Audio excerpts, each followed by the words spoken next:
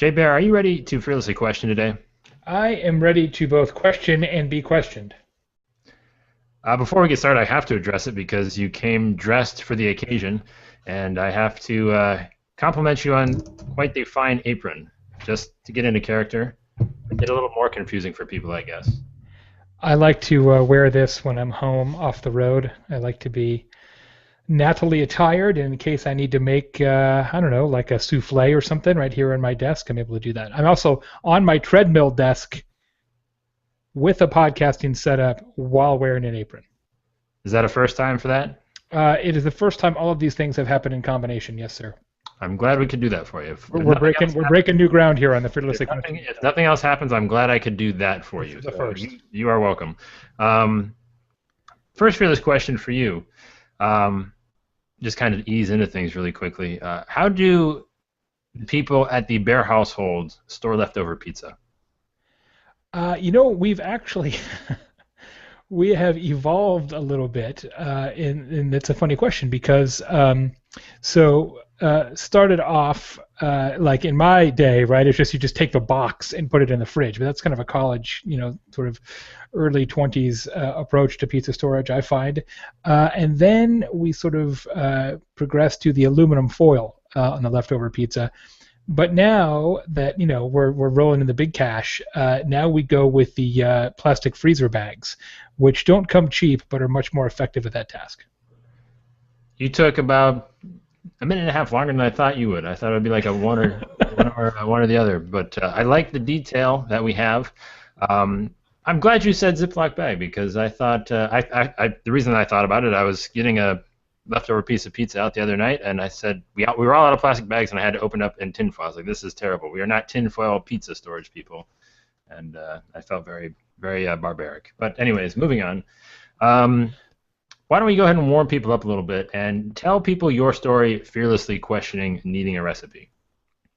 I have done a few things fearlessly questioning needing a recipe. I have been in online marketing, digital marketing, since 1993, 94, somewhere in that ballpark. So since really before we even had a browser, certainly long before Google, even before Yahoo.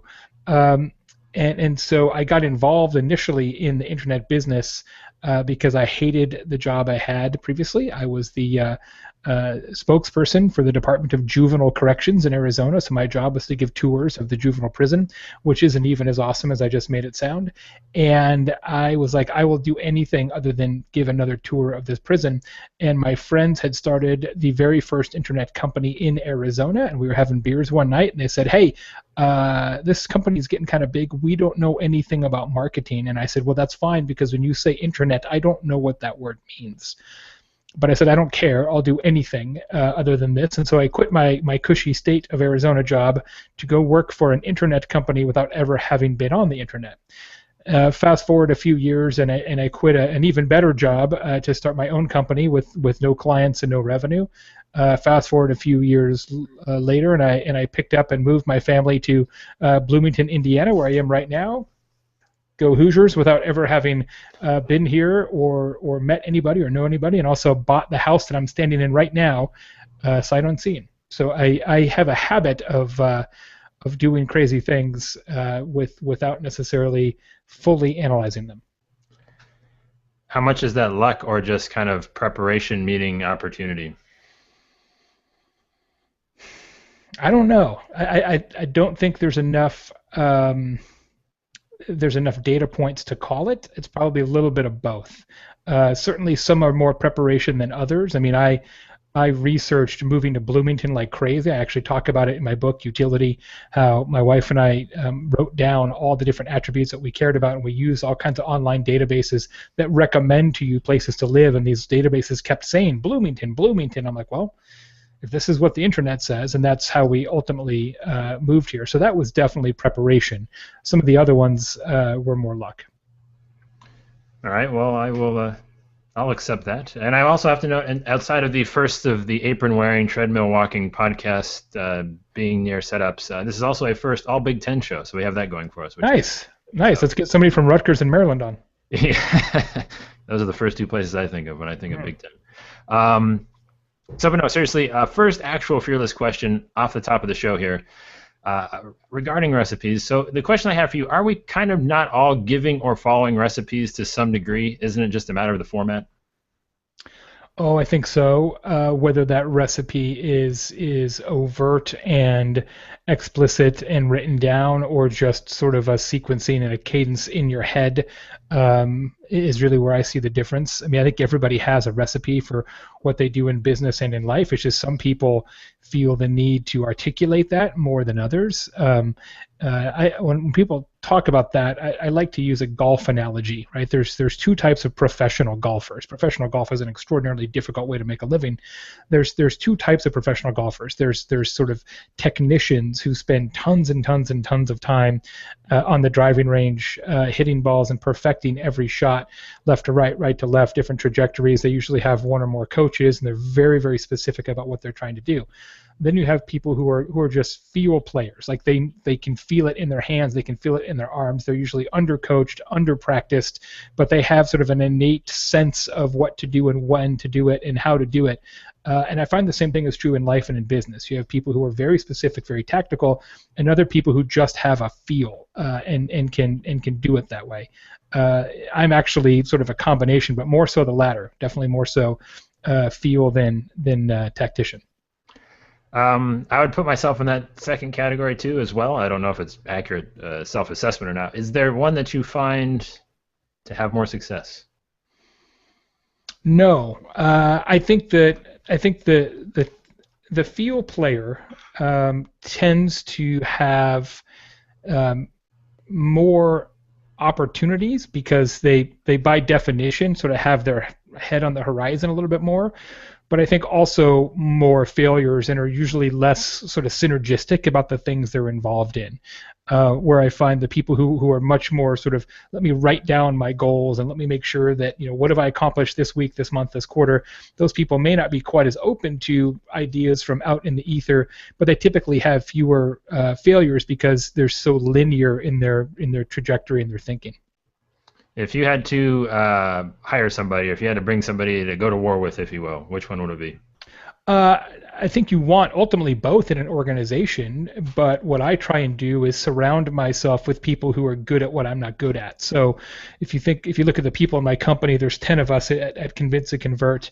Most of them, not all, but probably 8 of them are sort of tactical, right? They think in a more linear way than I think, and so I can kind of come up with crazy stuff, and then they can actually get it implemented, which is a good way to roll. It sounds like a fantastic place to live and be. I'm envious of you, so that sounds fun. I guess we should probably set the stage a little bit too of why we're actually talking, I guess, in these little bit of cryptic manner, I guess, in some aspect. But I can't remember exactly where it was. I want to say it was the show that you were on with Wade Harmon a while back about becoming getting noticed in a crowded place online, and yeah. You had said like you don't like recipes, you've never taken a business class, you obviously don't like to walk through houses before you buy them, and things like that. I mean, I guess that's the whole kind of premise is understanding what's going to work for somebody. So then to that, I would have to say, is it less about the recipe and more about what you're able to do with it? Well, I don't think there's a problem with recipes per se. Are we flip-flopping on me now, Jay? Are we flip-flopping? But they should be your recipe, right? It should be. What I find is that when people adopt a recipe for anything, for life or business, it's in many cases not a recipe they created. They want somebody else's recipe, right? It's I want to cook Bobby Flay's potatoes. Well, you know what? Make your own potatoes. And I actually did a Jay Today video about this earlier this week. And the title of that video was, if all you care about is averages, you'll never be anything but an average marketer. And it was a little bit of a rant about people's desire to always have case studies and examples that fit their exact circumstance. And this happens to me quite a bit as a speaker. I'm out there giving a speech at some organization or association or whatever, and invariably somebody asks me at the end or comes up to me later and says, well, this is great, but do you have an example of a company in my industry that's doing this? And sometimes I do and sometimes I don't, but what I really want to say is, well, it doesn't matter If you believe in it, why aren't you the first company to do this? Why do you have to have proof that your competitors are already doing this in order for you to actually get it approved or take a plunge? And so I think people fall in love with the recipes of others because it gives them psychological air cover, so that they don't have to go out and sort of forge their own path. Okay, so let's go back to that kind of your recipe versus somebody else's recipe per se. And I think there's a very important distinction that needs to be made there, because at some point we all have no idea how to do whatever it is that we're trying to do, cook it or whatever. And I mean, I just take, for example, me in the kitchen, apronless, cooking, and I look up something at least to give me a base point and then go from there. Yeah. How would you, I mean, so obviously I understand that a lot of people don't look to move beyond the base point. But how do you kind of gauge that for yourself as to when to branch off, where to start, and how much of a foundation you need? I think it depends on what form of sort of life you're talking about. But yeah, I think that's exactly. I think we're on the same page there. That you take what's been done before as sort of the foundation, and you say, okay, now let me put my twist on it that suits my particular circumstances or my particular needs. What bugs me is when people say, hey, I want the step by step, exact granular, do this and then do this and then do this approach to everything, to business, to life. It's like, look, one of the guys who works for me has a company on the side called Teach to Fish Digital, and it's one of the best names ever, right? Because that's what his company does, and what my company does is like, we're not going to do it for you. We're not an agency, but we'll teach you to fish, right? We'll teach you to create your own recipe based on the foundation that other people have put out there before. I think it's the right way to approach everything, really. And what kind of struggles or limitations have you found with people? I mean, I guess how patient have you had to be with people when you get that person? I mean, how many physical altercations have you had to hold back from when you None, not too bad, not too bad. I think partially because I'm old, right? I mean, I've been doing this. I've been a marketing consultant in some form or fashion now for almost 26 years. So I think I'm a little bit past the frustration point usually. I mean, there's certainly things that annoy me, but they're usually not about people wanting it spoon-fed. That frustrates me, but not to the degree where I get really bothered by it, because I know, right? I've been seeing it for a quarter century. Like it just the way, look, it's human nature, right? And people are fundamentally lazy. I mean, that's what it comes down to. There's only two problems. They're either lazy or they're scared, right? And one is excusable and one is inexcusable. That doesn't make them bad people. It's just pretty common.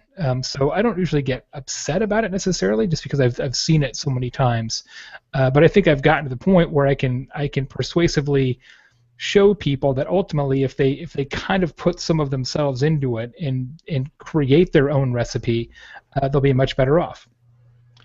Jay, you're definitely not trying to win over the crowd today, and I like it. You're calling him lazy, and what was the other one?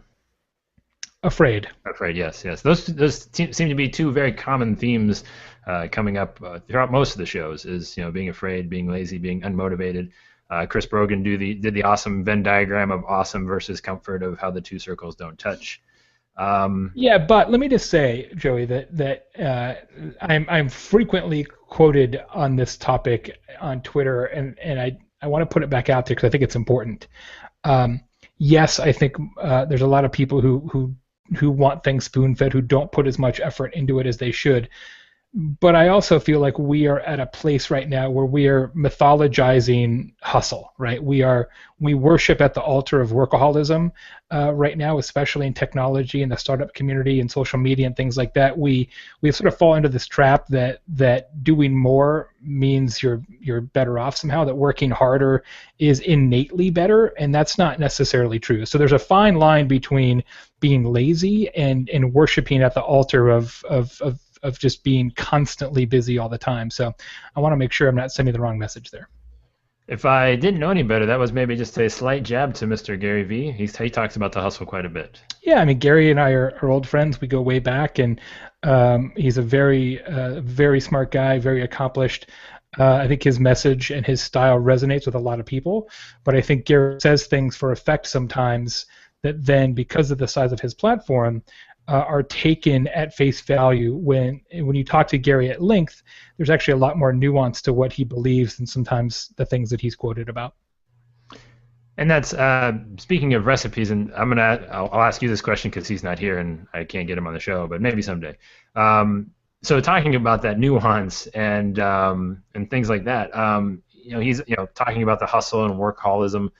Ultimately, if we're being honest with ourselves, if somebody was out there just going and doing things, they wouldn't be watching things like this or listening to podcasts that you do. Or Good point. so, I mean, it's like cannibalistic in a way, is it not? Yeah, it's a good point. Actually, Gary had a had a great post on Medium just a week ago, maybe, or 2 weeks ago, and a terrific headline called "Why I Will Take 100 Days Off This Year." And he talks about the fact that sort of this myth of the hustle, and he says that especially now that he's got two kids, he takes every Saturday and Sunday off, like pretty much all the way, right? He just doesn't do work on the weekends. Now he works till late at night and puts in 15, 16-hour days Monday through Friday, but he just does not do stuff Saturday and Sunday. He's basically unreachable, and so he says, I'm taking 100 days off a year, and kind of puts that work-life balance kind of thing out there, which I think is a good message to send, a very good message for him to send of all people. It's a good post. People should check it out if they get a chance. My goal for the rest of this interview is to see if I can ask a question where you don't have a resource or story already prepared. I think that's my new goal. I almost got a spit take. That'd have been the first spit take. That would have been a good one. No, but we'll go ahead and take a break here. It's your turn to kind of turn the tables on everybody in the audience and ask them your fearless question, something you've always wanted to know the answer to, but we're a little timid or afraid to find out. I asked this question last year from the stage at Social Media Marketing World, and we got in a lively debate about it. And I still am not necessarily satisfied that I know the answer, that anybody else knows the answer, which is that with the direction and trajectory of social media now, where it's becoming really a business and it's tens of billions of dollars of advertising at stake, and major corporations and public corporations, is social media today, realistically, right? Is it about the social or is it about the media? That's my question. Are you referencing, was that during the panel that you guys did? Yeah. That was good. I was there. Thanks. That was fun. Yeah. Ted was there, Nicole Kelly, Jeff Roars, and Mark Schaefer, I think. It was no, I don't think Mark. I think it was just the three, but that was Mark was the year before. That's right. The year before I did Mark and Chris Brogan actually was on that panel. If I may say that that debate was a little lopsided, and you can tell me who you thought it was lopsided for, but I think he did very well, and he hosts a show with you from time to time. But that's just my humble opinion. Very smart man. Actually, that was one of the. You know what else I have right here? I just got this yesterday. It hasn't been released yet, but I've read the preview, and they were on my show, on my podcast, which will be out tomorrow. Is Guy Kawasaki and Peg Fitzpatrick's new book, The Art of Social Media. Really good. I recommend it. Just happened to be sitting here. Big time stuff. So, if anybody wants to try and answer Jay's question of what is it more social or the media, we'll feel free. We'll go ahead and kind of talk about that, but.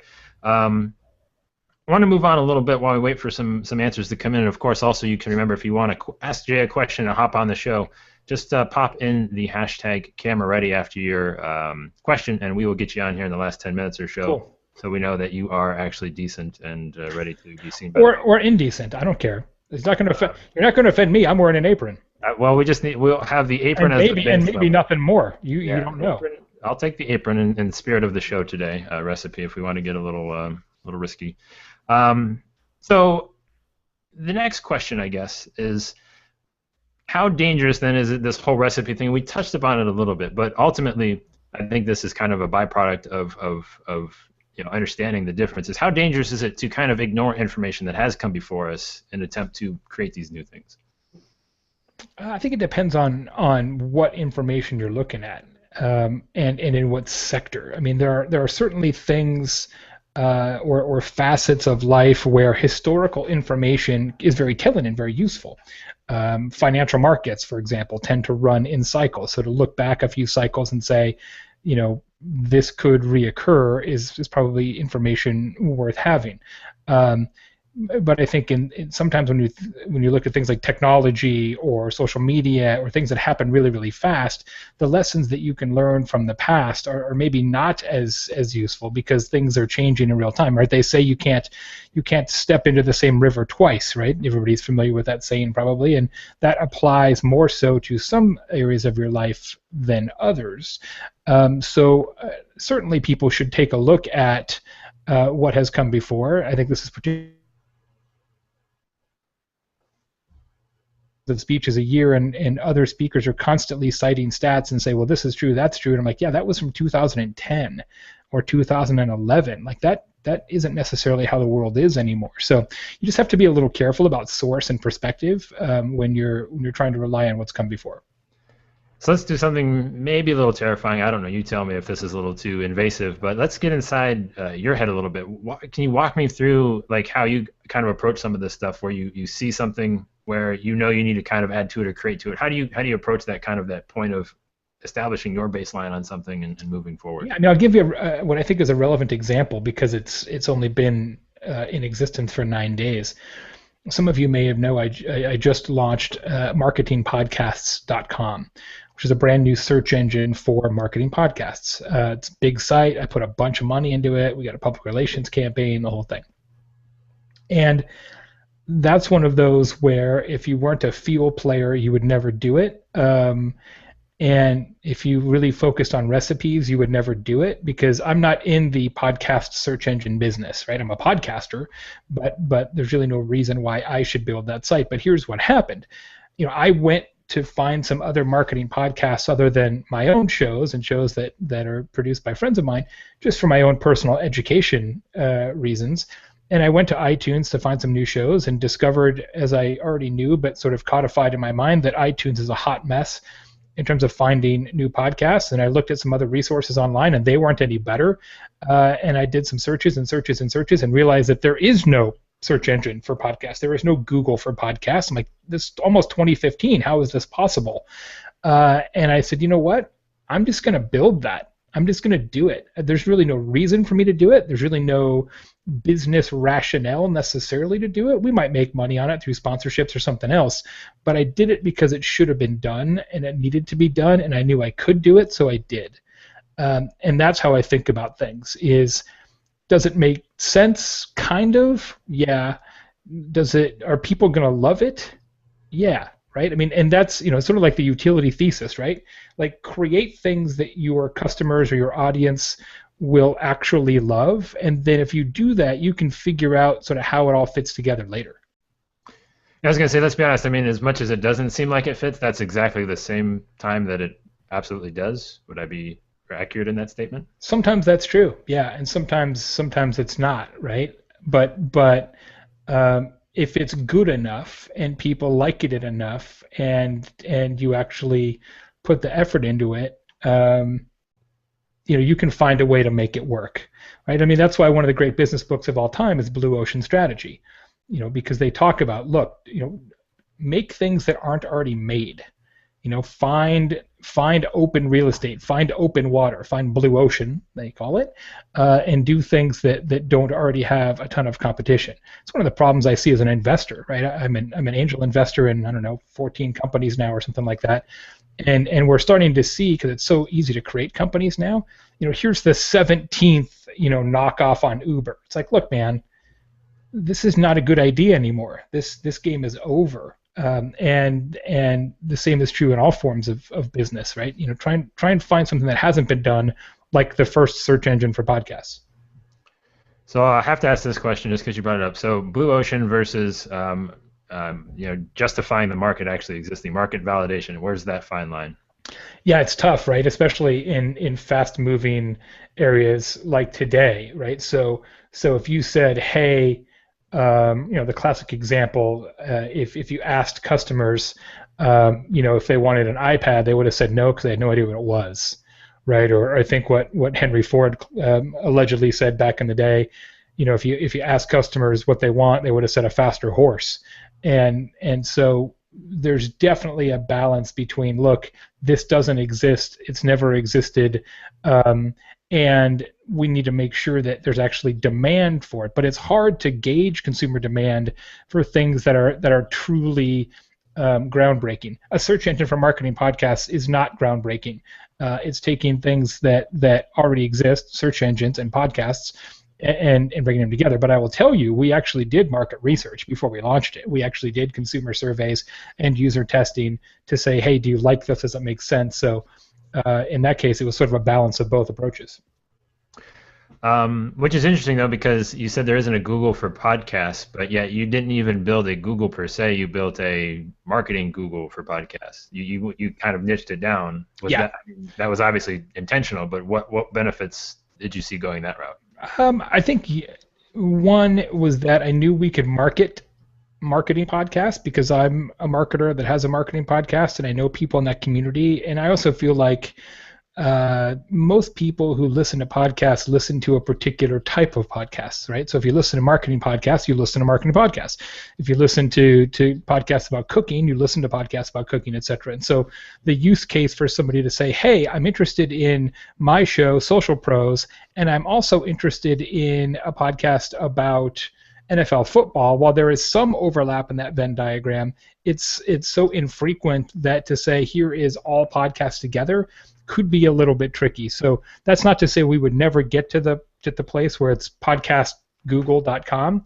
We might, but for pure marketing purposes, what we're more likely to do is to build more sites. So we have marketingpodcast.com, the next one would be businesspodcast.com, and then tvpodcast.com, and then filmpodcast.com, and have vertical slices instead of a horizontal sort of conglomeration. I think that's how we'd approach it.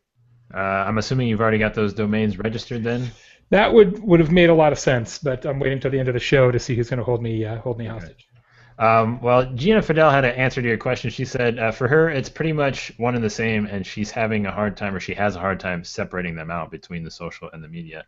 I just wanted to highlight that really quickly. Thought that was maybe a common theme amongst everybody else. But as we wrap things up here, Jay, you must be too intimidating with the apron, because I don't know if we have any takers to come on and I mean, it might be the beard too. The beard is, like I said, it's pretty good right now. It's growing more majestic by the day. I am I want people to believe that I'm supportive of Movember, although I am, but it's more that I'm actually at home for 25 days in a row, which is the longest stretch I've been home consecutively in 10 years.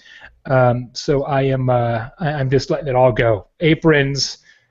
Beard, just Well, I mean, for anybody that watches, some tattoo work, I'm just going for it. Wow. Well, I mean, I'm glad that you're at this place in your life, and I can be a part of it. And anybody that does watch the show any kind of any extended period of time, they might be a little concerned with the amount of times I reference other dudes' facial hair. It might be kind of creepy at this point, but. I just you have to appreciate a good beard when it comes along, and I think that not enough people do.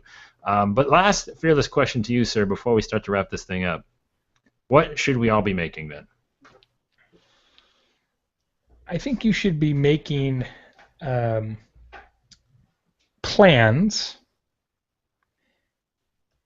but not making plans with a degree of specificity that it closes you off to all the other options that just randomly occur in life and in business.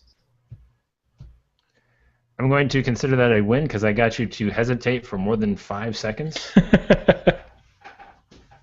We'll count it as a win. We'll put it in your column, Joey. I feel like I've done my job and I can do no more. I appreciate that, and Jay, I do want to thank you for taking the time to be with us here. My pleasure. We went through this pretty quickly here. You were here and you did the Content Warfare podcast in the same week. I don't know where else you can go now. It's pretty much all downhill. I don't know. Next week I'm going to maybe start recording the audiobook versions of Utility for Accountants and Utility for Real Estate, which are going to be out on Audible first of the year. So I got to go back into the recording studio and read my own books, which is always a strange circumstance. But anytime you can say the phrase recording studio and being in it, I consider that something cool. So it is. But it's kind of hard because you're reading these books. You're like, man, I wish I wouldn't have done that paragraph that way. And now it's like way too late, and you have to read it that way. People have asked me to do characters and accents the next time I do an audiobook. I don't do accents or impressions. but I'm gonna see what I can do. I should crowdsource that and just have people, recommend accents or special words that I should hide, coded messages that I should include in the audiobook versions. Be careful what you say. That might be a thing now. Who knows? That'd be awesome. Coded messages. I think that'd be fantastic. If you can decipher the special code, you get free earbuds like the ones we're giving away. All right. Well, Jay, where else can people find you? Where do you want them to go check out more Jay Baer? Not that I doubt anybody doesn't know who you are. You can find me lots of different places, but probably the easiest place would be to go to convinceandconvert.com because we have our blog there and our podcasts and our daily email. If you haven't seen marketingpodcast.com, check it out. I think you'll like it. We're running a contest giving away some awesome earbuds. And if you haven't started tapping into my daily videos called Jay Today, where I just do 3 minutes on issues like the ones we're talking about today, would love to get your feedback on those. You can find them on YouTube or jtoday.tv or on iTunes. And because you're here and I'm the host and I think do whatever I want, I'm going to have you tell everybody why it's so important to subscribe and review things in iTunes and things like that. Thank you. Well, so marketingpodcast.com ranks shows based on a sort of redefining of the iTunes API. So we wrote our own algorithm to take that and cross-cut it and reference it. And so we're actually working on the algorithm right now. We're going to release a new version here pretty soon. But it's a combination of how many ratings you have on your podcast, how many reviews you have on your podcast.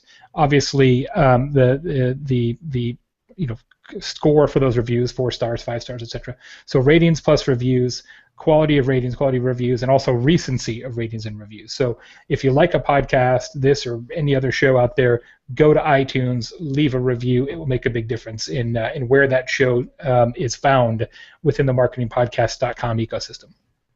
So you heard the man from himself. Feel free to, if you are having any enjoyment whatsoever from these fearless questions, feel free to leave us a review in iTunes as well. If I was really prepared and actual, like a legitimate host, I would have had Ryan Hanley's trick. Had a link there. Yeah. I'm not that prepared. However, I am prepared to offer a link to Jay's answer to what fearless question he's most afraid to ask himself in his own life and business. And you guys can go ahead and grab that. I'm going to pop that in the event page. But Jay, I do want to thank you again for taking the time. Appreciate it, sir. And we will catch you on the next one. See you later, guys. Take care.